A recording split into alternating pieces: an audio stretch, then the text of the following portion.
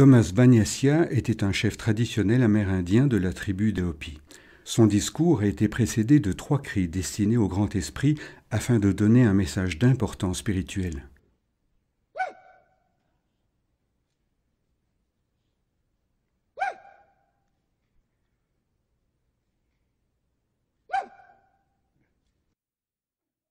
Les chefs spirituels avaient connaissance d'une ancienne prophétie indiquant qu'un jour certains dirigeants du monde se réuniraient dans une grande maison brillante avec des lois et des règlements pour résoudre les problèmes du monde. Je suis étonné de voir que la prophétie s'est réalisée et que vous êtes ici aujourd'hui. Mais seule une poignée de délégations des Nations Unies sont présents pour entendre le Hopi qui prend la parole aujourd'hui. Mon nom est Banyasia du clan du loup, du renard et du coyote et je suis membre de la nation souveraine Hopi. Hopi dans notre langue signifie le peuple paisible, gentil, doux et authentique. Le Hopi traditionnel suit le chemin spirituel qui lui a été donné par le Grand Esprit. Nous avons fait une alliance sacrée pour suivre ses règles de vie, ce qui inclut la responsabilité de prendre soin de cette terre et de la vie conçue par le Grand Esprit. Nous n'avons jamais conclu de traité avec aucune nation étrangère, y compris les États-Unis, mais pendant de nombreux siècles, nous avons honoré cet accord sacré. Nos objectifs ne sont pas d'acquérir le contrôle politique, la richesse monétaire ou la puissance militaire, mais plutôt de prier et d'encourager le bien-être de tous les êtres vivants et de préserver ainsi le monde de manière naturelle. Nous avons conservé nos anciennes tablettes de pierre sacrée et nos coutumes spirituelles qui sont les fondements de notre mode de vie. Nos histoires disent que notre frère blanc aurait dû suivre la même voie spirituelle et conserver ces mêmes objets sacrés. En 1948, tous les chefs spirituels traditionnels Hopi se sont réunis pour parler de choses que je sentais être d'une grande importance pour le monde. Ils ont choisi 4 interprètes pour diffuser leur message dont je suis le seul encore vivant aujourd'hui. À l'époque, les chefs spirituels m'ont donné une plume de prière sacrée. Je me suis engagé à transmettre le message de paix Hopi et à délivrer des avertissements à partir de prophéties connues depuis l'époque où nos ancêtres sont venus sur cette terre et où l'ancien monde fut détruit par des inondations. Ma mission était d'ouvrir les portes de cette grande maison de verre au peuple américain d'origine. Les aînés ont dit de frapper à 4 reprises et j'ai rempli cet engagement lorsque j'ai remis une lettre ainsi que la plume de prière sacrée que j'avais donnée à John Washburn dans le bureau du secrétaire général en octobre 1991. Je vous apporte ici une partie du message Hopi. Je n'ai que quelques minutes pour m'exprimer et il est déjà tard, aussi je serai bref. Lors de la Grande Assemblée de 1948, des grands chefs Hopi âgés de 80, 90 et même 100 ans ont expliqué que le Créateur a fait le premier monde en parfait équilibre où les humains parlaient une seule langue. Mais l'homme s'est détourné des principes moraux ainsi que de la spiritualité. Ils ont abusé de leur pouvoir à des fins égoïstes et n'ont pas suivi les règles de la nature. Finalement, le monde a été détruit par le naufrage et la séparation des terres par ce que vous appelleriez des tremblements de terre majeurs. Beaucoup sont morts et seule une petite poignée a survécu. Par la suite, cette poignée de gens pacifiques sont venus dans le deuxième monde. Ils ont malheureusement répété leurs erreurs et le monde a été détruit cette fois par le froid, ce que vous appelez aujourd'hui le grand âge glaciaire. Les quelques survivants sont entrés dans le troisième monde. Ce monde a duré longtemps et comme dans les mondes précédents, les gens parlaient une seule langue. Ce peuple a inventé de nombreuses machines de très haute technologie dont certaines n'ont pas encore été vues à notre époque. Ils avaient même des pouvoirs spirituels qu'ils utilisaient pour faire le bien. Mais ils se sont progressivement détournés des lois naturelles et sont devenus matérialistes pour finalement ne plus respecter les grands principes spirituels. Personne ne les a empêchés de suivre cette voie, et ce monde fut détruit cette fois par un grand déluge dont de nombreuses nations font encore référence dans leur religion ou d'anciennes histoires. Les anciens ont à nouveau raconté que seuls de petits groupes ont pu survivre et venir dans le 4e monde où nous vivons tous maintenant. Malheureusement, notre monde est à nouveau en grand danger, malgré les paroles du Grand Esprit qui nous a donné des langues différentes et nous a envoyés aux 4 coins du monde pour prendre soin de la terre et de tout ce qu'elle contient. Cet objet de cérémonie Hopi représente la terre-mère. La ligne qui l'entoure est une ligne de temps et indique que nous sommes dans les derniers jours de la prophétie. Qu'avez-vous fait en tant qu'individu, en tant que nation et en tant qu'organisme mondial pour prendre soin de notre terre ? Aujourd'hui, les humains empoisonnent leur propre nourriture ainsi que l'eau et l'air que nous respirons. Beaucoup d'entre nous, y compris les enfants, meurent de faim.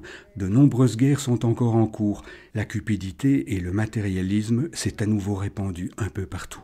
Ici, à l'ouest du monde occidental, notre patrie, beaucoup d'Américains d'origine sont affamés, sans terre et ne reçoivent aucune aide. Les Hopis savaient que les humains développeraient de nombreuses technologies puissantes mal utilisées.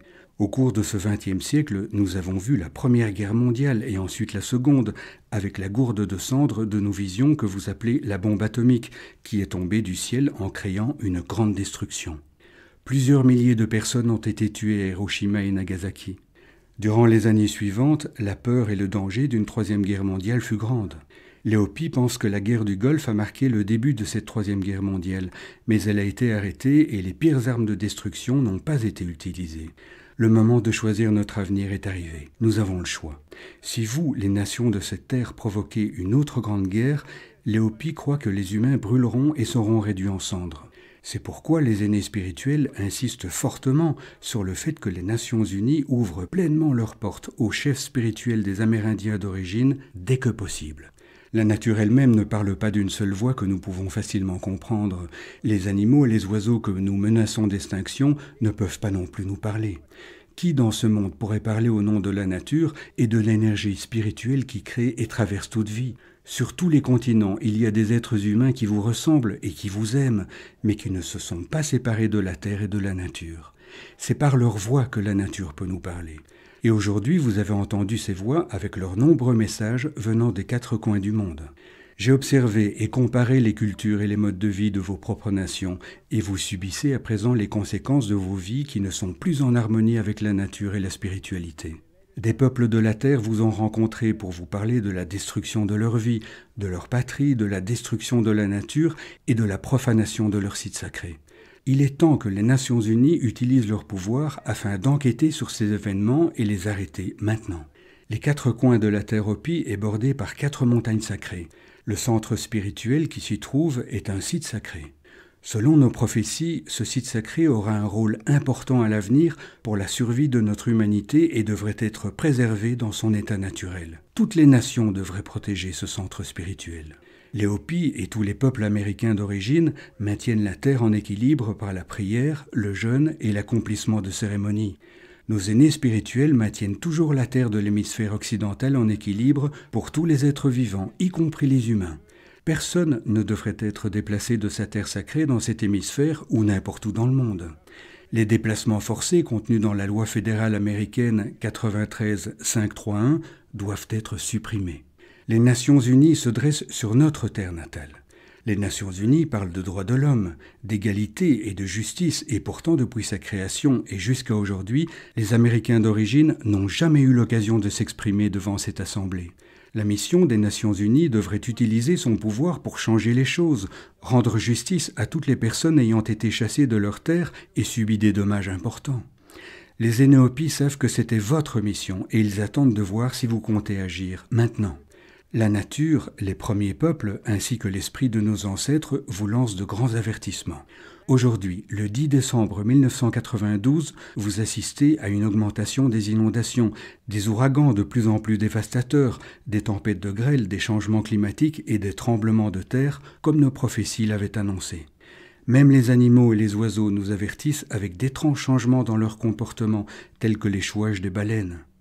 Pourquoi les animaux agissent-ils comme s'ils connaissaient les problèmes de la Terre et que la plupart des humains agissent, eux, comme s'ils ne savaient rien ? Si nous, les humains, ne nous réveillons pas aux avertissements, la grande purification viendra détruire ce monde, tout comme les mondes précédents ont été détruits. Regardez ce dessin gravé sur un rocher sacré. Il montre une partie de la prophétie des Hopis. Il y a 2 chemins. Le premier avec la technologie, mais séparé des lois naturelles et spirituelles, conduisant à ces lignes dentelées représentant le chaos.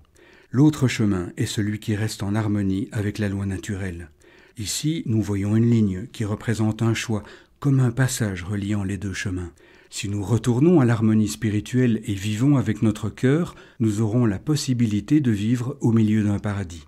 Mais si nous continuons à suivre l'autre chemin, alors ce chemin nous mènera vers la destruction. C'est à nous tous, en tant qu'enfants de la Terre-Mère, d'arrêter ce gâchis avant qu'il ne soit trop tard. Les aînés demandent qu'au cours de cette année internationale des peuples autochtones, les Nations Unies gardent à l'avenir cette porte ouverte pour que les chefs spirituels des 4 coins du monde puissent venir vous parler dès que possible, et cette fois plus que quelques minutes. Les aînés demandent également que 8 équipes d'enquêteurs se rendent dans les régions originelles du monde afin d'observer et révéler au monde la vérité sur ce qui est en train de se faire. Cela sera nécessaire pour empêcher ces nations de continuer vers une voie de destruction.